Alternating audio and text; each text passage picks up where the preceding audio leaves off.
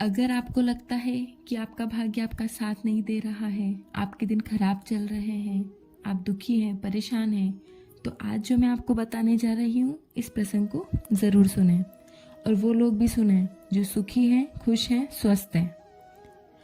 हरे कृष्ण दोस्तों, एक बार एक बालक था।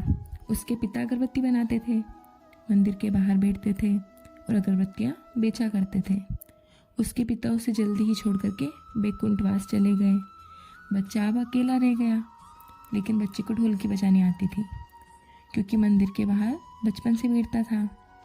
पढ़ा लिखा तो था नहीं, तो वो मंदिर में ढोलकी बजाने लगा। वहाँ जब कीर्तन होता था तो उस समय वो ढोलकी बजाया करता था। सब लोग उसकी तारीफ़ करते थे। वो बहुत अच्छी ढोलकी बजाता था, बड़े मन से भगवान का नाम लिया करता था और कीर्तन भी करता था। जो उस मंदिर का संचालक था, एक दिन उस सेठ का भी निधन हो गया, वो भी बैकुंठवास चले गए। उसके बाद मंदिर का संचालन उसके बेटे को दे दिया गया। बेटे ने आते ही एक नया नियम बना दिया। नियम ये कि मंदिर में जितने भी लोग काम करते हैं वो सब पढ़े लिखे होने चाहिए। कोई भी अंगूठा छाप नहीं होना चाहिए। कोई भी ऐसा व्यक्ति नहीं होना चाहिए जो पढ़ा लिखा नहीं है। ये बच्चा पढ़ा लिखा तो था नहीं, क्योंकि पढ़ने लिखने की उम्र में तो ये काम करने लगा था, और ऊपर से इसके पिता भी इसको छोड़कर चले गए थे, तो इसको मंदिर से निकाल दिया गया। जब इसको मंदिर से निकाला तो इसने भगवान से बहुत सारी शिकायतें की। इसने भगवान से कहा कि हे प्रभु, इतने दिल से कीर्तन करता हूँ, सब वाह वाह करते हैं, ढोलकी बजाता हूँ, मेरे हाथ दुखने लग जाते हैं, पर मैं बीच में रुकता नहीं हूँ, क्योंकि मैं दिल से बजाता हूँ। और आपने ये क्या किया? यदि मैं पढ़ा लिखा नहीं हूँ तो इसमें मेरा क्या दोष है? जैसा जीवन आपने दिया मैंने वैसा जीवन जिया। मेरे भाग्य में पढ़ाई लिखाई नहीं थी तो इसमें मेरी क्या गलती है? मेरे भाग्य में क्यों नहीं था इतना पैसा कि मैं भी और बच्चों की तरह स्कूल जाता? ये सब वो भगवान से कहने लगा। उसके पिता भी चले गए थे, बहुत दुखी था, परेशान था, भगवान से बहुत सारी शिकायतें कर रहा था और बस रोए जा रहा था। तो कुछ लोगों ने आकर उसे समझाया कि तू चिंता मत कर, कुछ ना कुछ काम हो जाएगा। तो लोगों ने मिलकर के उसकी छोटी सी अगरबत्ती की दुकान लगवा दी।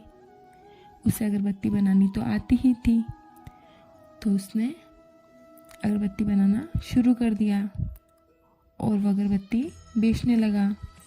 धीरे धीरे उसकी बनाई अगरबत्तियाँ बहुत प्रसिद्ध हो गई। यह अगरबत्ती बनाना उसके पिताजी ने सिखाया था और धीरे धीरे उसका व्यापार भी बढ़ने लगा।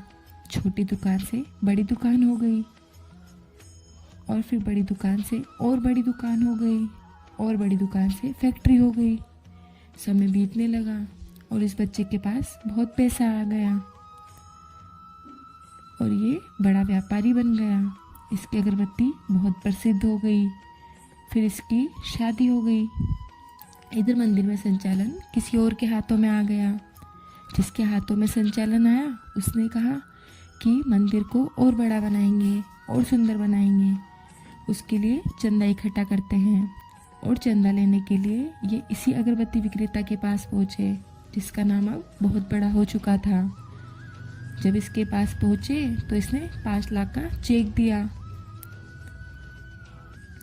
जैसे ही इसने चेक बनाया और उस चेक पर अपने अंगूठे की छाप दी, तो मंदिर के संचालक ने पूछा कि आप इतने बड़े व्यक्ति हो, आपने खुद चेक भरा, तो फिर आपने अंगूठा क्यों लगाया? ये व्यक्ति मुस्कुराया और इसने कहा, जिस मंदिर से आप आए हैं उसी मंदिर में मैं बाहर अगरबत्ती बेचा करता था, उसी मंदिर के भीतर मैं ढोलकी बजाता था और मुझे वहाँ से निकाल दिया गया था, इसलिए क्योंकि मैं अंगूठा छाप था। उस दिन मुझे बहुत गुस्सा आया। मैंने भगवान से बहुत सारी शिकायतें की।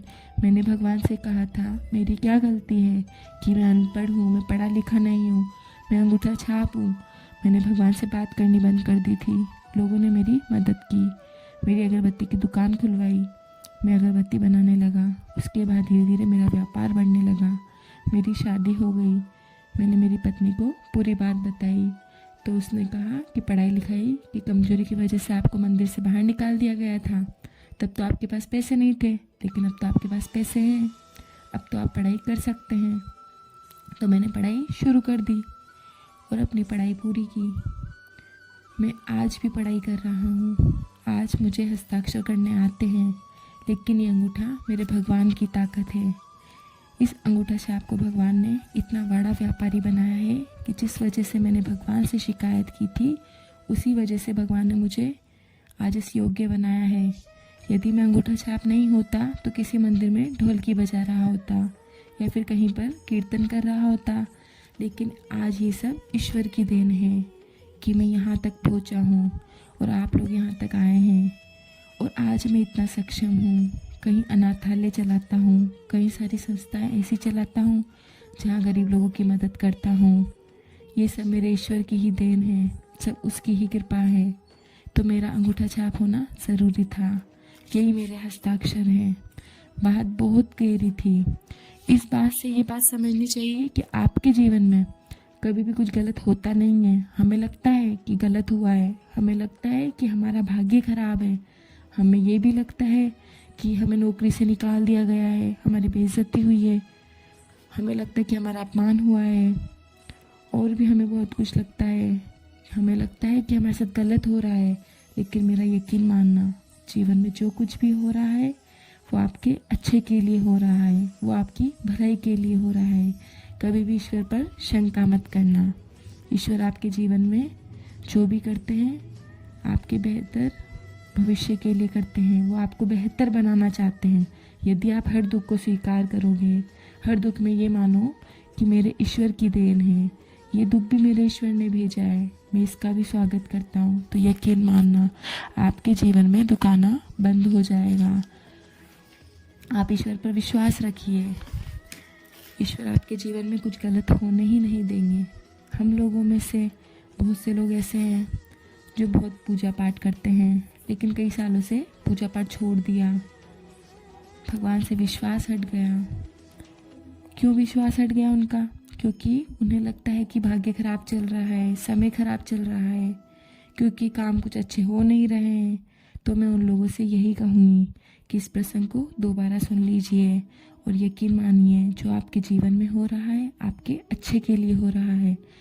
आपके जीवन में बहुत कुछ अच्छा होने वाला है, बहुत कुछ बड़ा होने वाला है, क्योंकि जब भी किसी चीज़ को तोड़ा जाता है तो उसका नवनिर्माण किया जाता है। तो आपके नवनिर्माण का समय आने वाला है, इसलिए हमेशा अपने विश्वास को मजबूत रखिए और अपना ख्याल रखिए। हरे कृष्ण।